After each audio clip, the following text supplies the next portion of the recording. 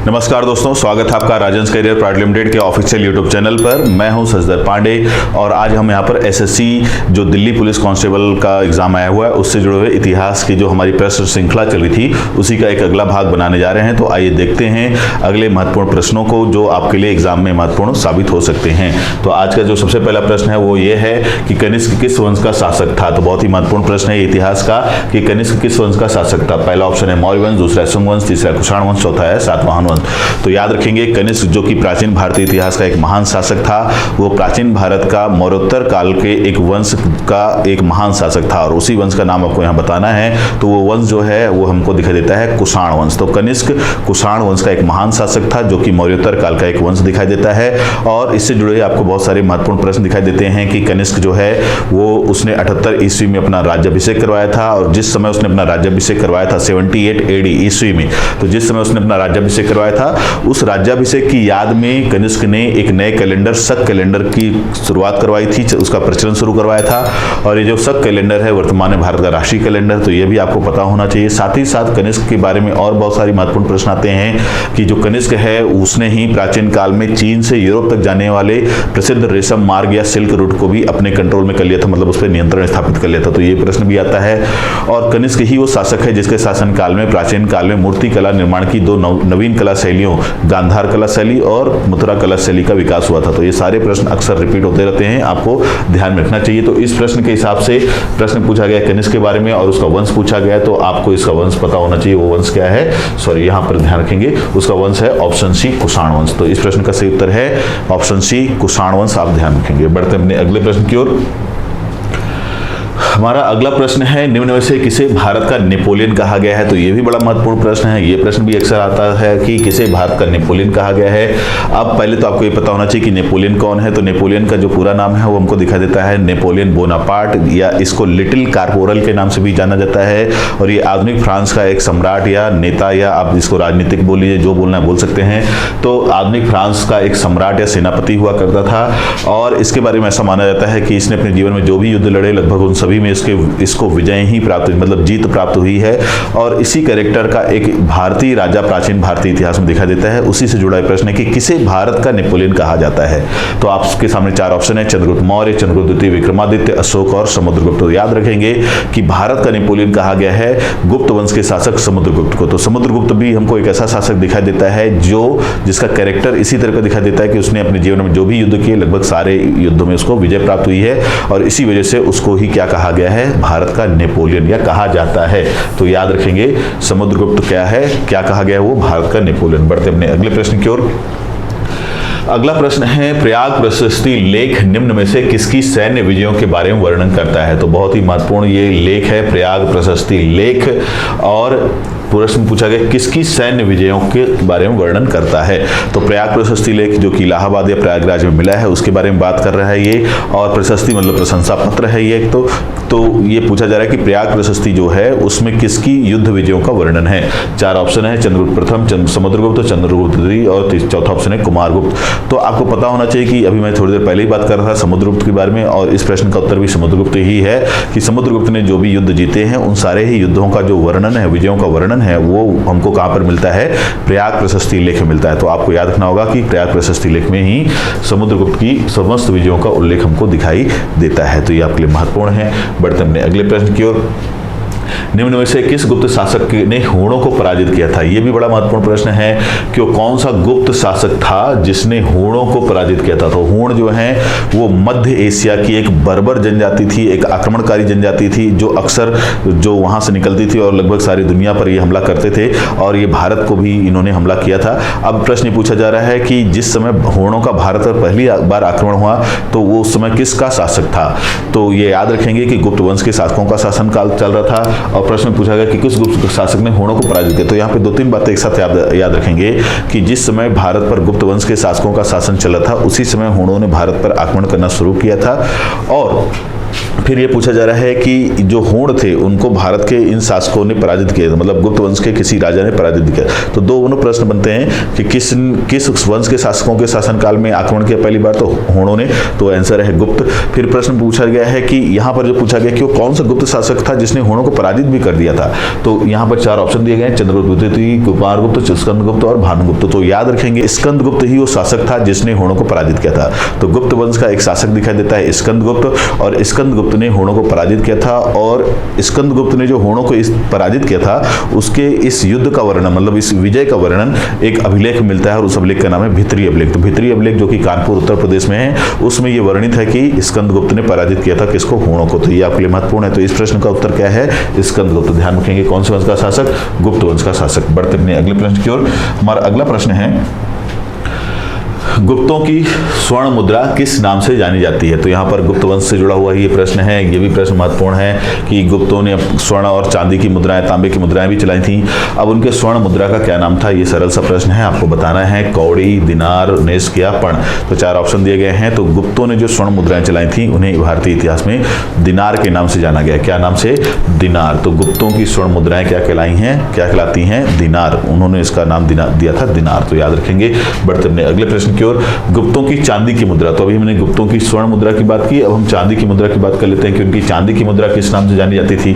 तो चांदी की मुद्रा के बारे में देख लेते हैं। कारसापण कहलाता था, दिनार या रूपक या निस्क। तो क्या कहलाता था, आपको पता होना चाहिए। तो गुप्तों की चांदी की मुद्रा जो है वो रूपक कहलाती थी। ध्यान रखेंगे क्या कहलाती थी, रूपक। तो इस प्रश्न का सही आंसर है ऑप्शन सी, रूपक। तो ये थोड़ा सा सरल से प्रश्न है, थोड़ा ध्यान रखने की कोशिश करेंगे। बढ़ते अपने अगले प्रश्न की ओर। भारत में सती प्रथा का प्रथम अभिलेखी साक्ष्य कहां से प्राप्त हुआ है। तो ये बड़ा महत्वपूर्ण प्रश्न है। अक्सर ये प्रश्न आता रहता है कि भारत में सती प्रथा का सबसे पहला अभिलेखी, मतलब लिखित प्रमाण। अभिलेखी का मतलब है कि लिखित प्रमाण। तो सती प्रथा क्या है ये आपको पता होना चाहिए। सती प्रथा भारतीय हिंदू परंपरा में एक ऐसी प्रथा है या परंपरा है जिसमें हमको ये दिखाई देता है कि पति की मृत्यु के बाद पत्नी को जिंदा ही चिता में जलना पड़ता था, आग में जलना पड़ता था। यही है सती प्रथा। अब ये जो सती प्रथा है जिसमें पत्नी को पति की मृत्यु के बाद जिंदा चिता में जलना पड़ता था, इसका सबसे पहला लिखित प्रमाण कहां से मिला है, वही यहां पर प्रश्न में पूछा गया है। तो 4 ऑप्शन दिए गए हैं, एरण, जूनागढ़, मंदसौर या सांची। तो याद रखिएगा कि ये जो सबसे पहला लिखित प्रमाण हमको मिलता है वो एरण से मिलता है। एरण कहाँ है, तो ये भी पता होना चाहिए। एरण मध्य प्रदेश का एक जिला है सागर। तो मध्य प्रदेश का एक जिला है सागर, सागर जिले में एक जगह है एरण। वहां से हमको सबसे पहले ये अभिलेख मिलता है कि एक शासक था जिसकी पत्नी ने उसकी मृत्यु के बाद सती को अपना लिया था, और इस सारी बात का वर्णन एक अभिलेख के रूप में किया गया, और उसी अभिलेख का नाम एरण अभिलेख है। और अगर बात किया जाए कि वो किस गुप्त शासक के शासनकाल की घटना है, तो क्योंकि ये गुप्त काल की घटना है, सबसे पहले तो ये भी ध्यान रखना होगा कि ये गुप्त काल के शासनकाल की घटना है। अब किस गुप्त शासक के शासनकाल में घटना घटी है, तो ये आपको याद रखना होगा, भानुगुप्त। तो भानुगुप्त के शासनकाल में ये एरण अभिलेख लिखवाया गया है। तो इस प्रश्न का सही उत्तर है एरण अभिलेख। ध्यान रखेंगे। बढ़ते अपने अगले प्रश्न की ओर। हमारा अगला प्रश्न है, प्राचीन भारतीय इतिहास में किस वंश के शासन काल को स्वर्ण काल कहा जाता है। तो ये भी बड़ा महत्वपूर्ण है कि प्राचीन भारत के इतिहास में किस वंश के शासन काल को स्वर्ण काल कहा जाता है। ये भी एक महत्वपूर्ण प्रश्न है। 4 ऑप्शन है, मौर्य वंश, शुंग वंश, गुप्त वंश या कुषाण वंश। याद रखेंगे कि प्राचीन भारतीय इतिहास में अधिकांश इतिहासकारों के द्वारा गुप्त वंश के शासन काल को स्वर्ण काल कहा गया है। कौन सा वंश है वो, तो गुप्त वंश ही वो वंश है जिसके शासन काल को स्वर्ण काल कहा जाता है। और इसका मुख्य कारण है कला और साहित्य के क्षेत्र में हुई प्रगति। तो यही वो काल है जब भारतीय इतिहास में कला के क्षेत्र में और साहित्य के क्षेत्र में विशेष रूप से प्रगति होती हुई दिखाई देती है।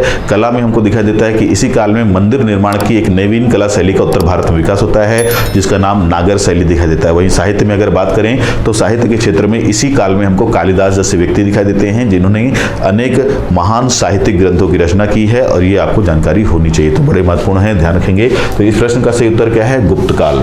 बढ़ते अपने अगले प्रश्न की ओर। प्राचीन भारतीय इतिहास में भू राजस्व की सामान्य दर क्या थी। तो यह भी बड़ा महत्वपूर्ण प्रश्न है कि प्राचीन भारतीय इतिहास में भू राजस्व मतलब जमीन से लिया जाने वाला जो टैक्स था, भू राजस्व था, जमीन से लिया जाने वाला राजस्व या टैक्स, तो उसकी सामान्य दर क्या थी। मतलब सामान्य रूप से वो कितना लिया जाता था उत्पादन का, मतलब अनाज के उत्पादन का कितना हिस्सा लोगों को टैक्स के रूप में या राजस्व के रूप में देना पड़ता था, वही यहाँ पर पूछा गया है सामान्य रूप से। तो 4 ऑप्शन है, 1/3, 1/4, 1/6, 1/8। तो इस प्रश्न का जो सही उत्तर है वो है 1/6। ध्यान रखेंगे 1/6 जो था वो सामान्य भू राजस्व की दर थी, यानी कि सामान्य स्थिति में यही टैक्स, यही भू राजस्व सबको देना पड़ता था, अपने उत्पादन का 1/6वां हिस्सा, यानी कि अगर आपका जितना भी अनाज पैदा किया आपने उसका 6वां हिस्सा एक तरह से आपको राजा को देना पड़ता था टैक्स के रूप में। तो यही है क्या, भू राजस्व। तो इस प्रश्न का सही उत्तर क्या है, 1/6, ये सामान्य दर थी। बढ़ते अपने अगले प्रश्न की ओर। हमारा अगला प्रश्न है, हर्षवर्धन ने अपनी राजधानी थानेश्वर से कहां स्थानांतरित की। यह भी बड़ा महत्वपूर्ण प्रश्न है कि किसके बारे में पूछा गया है, वर्धन वंश के शासक हर्षवर्धन के बारे में प्रश्न है, और उसके बारे में पूछा गया है कि उसने अपनी राजधानी थानेश्वर से कहां स्थानांतरित की। तो वर्धन वंश का एक महान शासक हमको दिखाई देता है हर्षवर्धन, और उसकी प्रारंभिक राजधानी हमको थानेश्वर या स्थानेश्वर दिखाई देती है, जो कि हरियाणा में स्थित दिखाई देती है। बाद में इसने अपनी राजधानी को थानेश्वर से स्थानांतरित करके कहीं और शिफ्ट किया था, अब मतलब कहीं और स्थानांतरित किया। अब यही प्रश्न पूछा गया कि थानेश्वर से कहां ले गया। तो 4 ऑप्शन है, पहला प्रयाग, दूसरा दिल्ली, तीसरा कन्नौज, चौथा है राजगृह। तो याद रखेंगे कि उसने अपनी राजधानी को थानेश्वर से कन्नौज स्थानांतरित किया। कहां, तो कन्नौज। तो कन्नौज यूपी में है, और ये मौखरी वंश के शासकों की राजधानी हुआ करती थी। तो मौखरी वंश जो था उस वंश के शासकों की राजधानी थी कन्नौज। और क्योंकि मौखरी वंश जो है उसके राजकुमार से ही हर्षवर्धन की बहन राजश्री का विवाह हुआ था, और उसके बाद राजश्री के जो हस्बैंड है उनकी हत्या कर दी जाती है। इसकी वजह से ही मौखरियों के राज्य को बाद में हर्षवर्धन ने अपने राज्य में मिला लिया, और मौखरियों की राजधानी कन्नौज को अपनी राजधानी के रूप में विकसित किया। तो ये सारी घटना है जिसको आपको याद रखना होगा। तो इस प्रश्न का उत्तर क्या है कि थानेश्वर से कहां ले गया राजधानी, कन्नौज। थानेश्वर हरियाणा में है, कन्नौज कहां दिखाई देता है हमको, यूपी में दिखाई देता है। बढ़ते अपने अगले प्रश्न की ओर। निम्न में से किस शासक ने हर्षवर्धन को नर्मदा नदी के किनारे पराजित किया। तो यह भी बड़ा महत्वपूर्ण प्रश्न है। प्रश्न में पूछा गया है कि यहां पर जो 4 ऑप्शन दिए गए हैं, ये और ये 4 ऑप्शन दिए गए हैं, इनमें से वो कौन सा राजा था जिसने हर्षवर्धन को नर्मदा नदी के किनारे पराजित किया था। हर्षवर्धन अपने आप में एक महान योद्धा था। हर्षवर्धन को अंतिम भारतीय हिंदू सम्राट, मतलब भारत का अंतिम हिंदू शासक भी बोला जाता है हर्षवर्धन को। लेकिन उसे किस दक्षिण भारत के एक राजा ने, मतलब यहाँ पे प्रश्न पूछा गया किस शासक ने पराजित किया था नर्मदा नदी के किनारे। तो इस हिसाब से बात कर लें, 4 ऑप्शन है, कीर्तिवर्मन द्वितीय, विक्रमादित्य द्वितीय, पुलकेशिन प्रथम और पुलकेशिन द्वितीय। तो याद रखेंगे कि हर्षवर्धन, जिसे भारत का अंतिम हिंदू शासक की संज्ञा भी दी जाती है, उसे दक्षिण भारत के चालुक्य वंश के महान शासक पुलकेशिन द्वितीय ने नर्मदा नदी के किनारे पराजित किया था। तो इस प्रश्न का ये सारा उत्तर है। ध्यान रखेंगे कि दक्षिण भारत में हमको एक वंश दिखाई देता है चालुक्य वंश, और चालुक्य वंश बादामी या वातापी का चालुक्य वंश, और बादामी या वातापी जो कर्नाटक के आसपास शासन करते थे वहां का ये वंश है चालुक्य वंश। और इस वंश का एक महान शासक हमको दिखाई देता है कौन, पुलकेशिन द्वितीय, और उसने ही नर्मदा नदी के किनारे एक युद्ध में हर्षवर्धन को पराजित किया था। तो ये बड़ा ही महत्वपूर्ण प्रश्न है, आता रहता है, और ये सारी जानकारी भी आपको याद रखनी होगी क्योंकि इन सब से भी प्रश्न बन सकता है। तो इस प्रश्न का सही उत्तर क्या है, ऑप्शन डी, पुलकेशिन द्वितीय। बढ़ते अपने अगले प्रश्न की ओर। निम्न में से किस शासक के शासन काल में वेनसांग भारत आया था। यह भी बहुत महत्वपूर्ण है कि किसके बारे में प्रश्न पूछा गया है, वेनसांग के बारे में। वेनसांग एक चीनी बौद्ध धर्म का यात्री है। ये दूसरा चीनी बौद्ध धर्म का यात्री है जो भारत आया था। इसके पहले फाहियान आ चुका है, फाहियान के बारे में आपको जानकारी होनी चाहिए। उसके बाद जो दूसरा चीनी बौद्ध यात्री आया भारत वो है वेनसांग, और वेनसांग को भारत में यात्रियों में राजकुमार की संज्ञा भी दी गई है तो उसके गुणों के कारण। और उसने एक किताब लिखी है, पुस्तक लिखी जिसका नाम है सी यू की। तो वेनसांग की पुस्तक का नाम भी इंपॉर्टेंट है, उसकी पुस्तक का नाम है सी यू की। और अब प्रश्न पर आ जाते हैं कि वेनसांग जो है उसकी पुस्तक का नाम तो मैंने बता दिया। अब ये भी ध्यान रखना है कि वो किस शासक के शासनकाल में भारत में आया। तो 4 ऑप्शन दिए गए आपके सामने, चंद्रगुप्त द्वितीय, हर्षवर्धन, चंद्रगुप्त मौर्य और चंद्रगुप्त प्रथम। तो इस प्रश्न का जो सही उत्तर है वो है हर्षवर्धन। हर्षवर्धन के शासनकाल में ही वेनसांग भारत आया था। तो ये बहुत महत्वपूर्ण है, ध्यान रखेंगे। तो प्रश्न का उत्तर क्या है, ऑप्शन बी, हर्षवर्धन। बढ़ते अपने अगले प्रश्न की ओर। नालंदा विश्वविद्यालय को किसने नष्ट किया। तो नालंदा विश्वविद्यालय, ये भी महत्वपूर्ण प्रश्न है, आपको याद होना चाहिए। तो सबसे पहले तो आपको ये पता होना चाहिए कि ये जो नालंदा विश्वविद्यालय है ये है कहाँ पर। तो ये इसकी लोकेशन हमको दिखाई देती है अभी बिहार में। तो बिहार में स्थित है, ये विश्व का सबसे प्रसिद्ध विश्वविद्यालयों में से एक है, नालंदा बौद्ध विश्वविद्यालय। अब प्रश्न में पूछा गया है कि इस विश्वविद्यालय को नष्ट किसने किया। तो सबसे पहले तो आपको ये भी पता होना चाहिए कि इस विश्वविद्यालय की स्थापना करने वाला शासक कौन है। तो वो हमको दिखाई देता है कुमारगुप्त। तो कुमारगुप्त जो कि गुप्त वंश का शासक था, उसने इसकी स्थापना की, ऐसा ध्यान माना जाता है। और अब प्रश्न में पूछा गया है यहाँ पर कि किसने इस विश्वविद्यालय को नष्ट कर दिया, मतलब तोड़ फोड़ दिया और इसको जला के रख दिया था। तो 4 ऑप्शन है आपके सामने। पहला ऑप्शन है बख्तियार खिलजी, दूसरा है कुतुबुद्दीन ऐबक, तीसरा है मोहम्मद बिन तुगलक और चौथा है अलाउद्दीन खिलजी। तो याद रखेंगे इस प्रश्न का सही उत्तर है बख्तियार खिलजी। बख्तियार खिलजी ही वो आक्रमणकारी है जिसने इस विश्वविद्यालय पर हमला किया और इसको पूरी तरह से नष्ट कर दिया। तो याद रखेंगे कहां पर है नालंदा विश्वविद्यालय, बिहार में। तो इस प्रश्न का उत्तर है ऑप्शन ए बख्तियार खिलजी। बढ़ते अपने अगले प्रश्न पर। हमारा अगला प्रश्न है आदि शंकर जो बाद में शंकराचार्य कहलाए का जन्म कहां हुआ। तो ये भी बहुत महत्वपूर्ण प्रश्न है। क्या पूछा गया है, आदि शंकर के बारे में पूछा गया है। प्रश्न में पूछा गया कि आदि शंकर जो बाद में किस नाम से फेमस हुए, शंकराचार्य। तो आप लोग सभी ने नाम सुना होगा कि भारत में हिंदू परंपरा के अंतर्गत शंकराचार्य की व्यवस्था दिखाई देती है। 4 अलग अलग उनके पीठ हैं, 4 जगहों पर वो पीठ बनी हुई है शंकराचार्यों की। तो ये जो शंकराचार्य हैं जो वास्तव में एक व्यक्ति के रूप में हुए जिनका प्रारंभिक या मूल नाम आदि शंकर था। तो शंकराचार्य का वास्तविक नाम था आदि शंकर, जो बाद में किस नाम से फेमस हुए, शंकराचार्य के नाम से फेमस हुए। अब प्रश्न में पूछा गया कि उनका जन्म स्थान कहाँ है, मतलब वो कौन सा राज्य है जहां पर उनका जन्म हुआ। तो पहला ऑप्शन है कश्मीर, दूसरा है केरला, तीसरा है आंध्र प्रदेश, चौथा है पश्चिम बंगाल।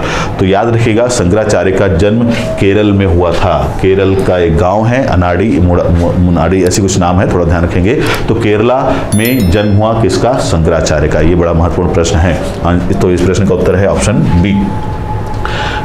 अगले प्रश्न पर आते हैं। हमारा अगला प्रश्न है खजुराहो मंदिर वास्तुकला किस वंश से संबंधित है। तो ये भी बड़ा महत्वपूर्ण प्रश्न है। प्रश्न में पूछा गया है कि जो खजुराहो के मंदिर हैं और उनकी जो वास्तुकला है वो निम्न में से किस वंश से संबंधित है। मतलब वहां पर जो खजुराहो, जो पहले तो आपको खजुराहो पता होना चाहिए कहाँ है। तो खजुराहो जो है मध्य प्रदेश में है, छतरपुर जिला है। तो मध्य प्रदेश का एक जिला है छतरपुर, वहां पर इसकी स्थिति हमको दिखाई देती है। अब आपसे पूछा जा रहा है और ये विश्व धरोहर भी है, ये भी आपको पता होना चाहिए। अब प्रश्न में पूछा गया है कि इसे किस वंश के शासकों के द्वारा बनवाया गया था। 4 वंश है, चंदेल वंश, गुर्जर प्रतिहार वंश, चौहान वंश और परमार वंश। तो याद रखेंगे कि खजुराहो जो है उसे चंदेल वंश के शासकों के द्वारा बनवाया गया था। और यहाँ पर आपको जैन धर्म, बौद्ध धर्म और हिंदू धर्म से जुड़े हुए मंदिर दिखाई देते हैं। तो याद रखेंगे। और यहाँ का जो सबसे प्रसिद्ध मंदिर है वो है कंदारिया महादेव मंदिर। तो कंदारिया महादेव मंदिर भी यही है, कहाँ पर, खजुराहो में। और ये जो मंदिर समूह है जिसमें जैन और हिंदू धर्म के मंदिर आपको दिखाई देते हैं, इसे चंदेल वंश के शासकों द्वारा 11वीं शताब्दी के आसपास बनाया गया था। तो ये थोड़ा सा आपको याद रखना होगा। तो इस प्रश्न का सही उत्तर क्या है,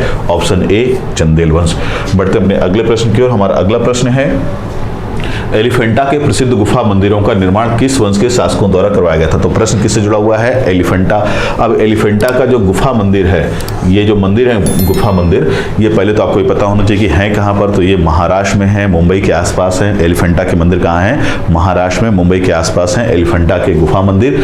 तो प्रश्न को पहले ध्यान रखेंगे, एलिफेंटा के प्रसिद्ध गुफा मंदिर तो कहाँ है, महाराष्ट्र के, मुंबई के आसपास। अब प्रश्न में पूछा गया कि इसका निर्माण किस वंश के शासकों के द्वारा करवाया गया। तो ये भी इंपॉर्टेंट है। अब आपको बताना है, पहला ऑप्शन दिया है चालुक्य, दूसरा चोल, तीसरा पल्लव और चौथा है राष्ट्रकूट। तो याद रखिएगा कि जो एलिफेंटा के जो हमारे ये गुफा मंदिर है, इनका निर्माण राष्ट्रकूट वंश के शासकों के द्वारा करवाया गया था। किस वंश के शासकों के द्वारा, तो दक्षिण और मध्य भारत में शासन करने वाले राष्ट्रकूट वंश के राजाओं के द्वारा ही एलिफेंटा के प्रसिद्ध मंदिरों का निर्माण कराया। तो एलिफेंटा के प्रसिद्ध मंदिर राष्ट्रकूट वंश के शासकों के द्वारा निर्मित है। ये आपके लिए याद रखने की जरूरत है। और इस प्रश्न का सही उत्तर भी क्या है, ऑप्शन डी। बढ़ते अपने अगले प्रश्न की ओर। हमारा अगला प्रश्न है एलोरा में स्थित गुफा मंदिरों का संबंध है। तो प्रश्न ये पूछा जा रहा है कि जो एलोरा है, एलोरा कहाँ है। तो ये भी आपको पता होना चाहिए, एलोरा भी महाराष्ट्र में है। अजंता और एलोरा दोनों आसपास स्थित जगह हैं और ये वर्तमान में महाराष्ट्र के संभाजी नगर जिले में स्थित है। कौन सा जिला, संभाजी नगर जिले में स्थित है ये जगह। अजंता और एलोरा दोनों वही हैं। अब प्रश्न पूछा गया कि जो एलोरा के जो मंदिर समूह हैं वो कौन कौन से धर्म से संबंधित हैं। तो 4 ऑप्शन है, बौद्ध धर्म, बौद्ध और जैन धर्म, हिंदू और जैन धर्म, हिंदू, बौद्ध और जैन धर्म। तो इस प्रश्न का उत्तर है ऑप्शन डी, हिंदू, बौद्ध और जैन। तीनों ही धर्मों के लोगों के धार्मिक स्थान है एक तरह से वहां पर। मतलब एलोरा जो है इन तीनों ही धर्मों से संबंधित है। वहां पर आपको इन तीनों ही धर्मों के धार्मिक अवशेष दिखाई देंगे। तो बड़ा महत्वपूर्ण है ये। एलोरा कहाँ है ये मैंने बता दिया। और इस प्रश्न का उत्तर क्या है, ऑप्शन डी, हिंदू, बौद्ध और जैन। बढ़ते अपने अगले प्रश्न की ओर। हमारा अगला प्रश्न है, एलोरा के कैलाश मंदिर का निर्माण किसने करवाया था? तो एलोरा जो अभी हमने थोड़ी देर पहले बात किया, उसमें जितने भी मंदिर समूह हैं उनमें सबसे महत्वपूर्ण और सबसे प्रसिद्ध है कैलाश मंदिर। ठीक है, ध्यान रखेंगे कौन सा मंदिर? कैलाश मंदिर। और ये जो कैलाश मंदिर है शिव को, भगवान शिव को समर्पित है। और ये जो मंदिर है एक पत्थर के टुकड़े को काट के बनाया, मतलब एक पत्थर के टुकड़े को ही ऊपर से नीचे मंदिर के रूप में काटा गया है और यही इसकी सबसे बड़ी विशेषता है और इसी वजह से पूरी दुनिया में प्रसिद्ध है। तो एलोरा का जो कैलाश मंदिर है उसको किसने बनवाया था, यही यहाँ पर पूछा गया है। पहला ऑप्शन है गोविंद तृतीय, दूसरा ऑप्शन है कृष्ण प्रथम, तीसरा ऑप्शन है कृष्ण द्वितीय और चौथा ऑप्शन है कृष्ण तृतीय। तो ये चारों ऑप्शन आपके सामने हैं और अब आपको इसका आंसर पता होना चाहिए। तो इस मंदिर को बनाने वाला जो शासक दिखाई देता है वो है कृष्ण प्रथम। राष्ट्रकूट वंश का महान शासक कृष्ण प्रथम जो है उसने ही इस मंदिर का निर्माण करवाया था। तो राष्ट्रकूट वंश है, शासक का नाम है कृष्ण प्रथम, उसी ने एलोरा के कैलाश मंदिर का निर्माण करवाया था। ये आपको ध्यान रखना होगा। तो इस प्रश्न का सही उत्तर है ऑप्शन बी, कृष्ण प्रथम। कृष्ण फर्स्ट जो है उसी ने ही इस मंदिर का निर्माण करवाया। तो ये जो अभी हमने यहाँ पर जो प्रश्न देखे हैं, इस प्रश्न को मिला करके सारे ही प्रश्न बड़े ही महत्वपूर्ण प्रश्न हैं, अक्सर आते रहते हैं और आपके लिए भी एग्ज़ाम में, आप जो एग्ज़ाम देने जा रहे हैं एसएससी का, उसमें भी आ सकते हैं। तो ध्यान रखना है आपको। तो आज के इस वीडियो में केवल इतना ही। मिलते हैं अपने अगले वीडियो में, तब तक के लिए धन्यवाद।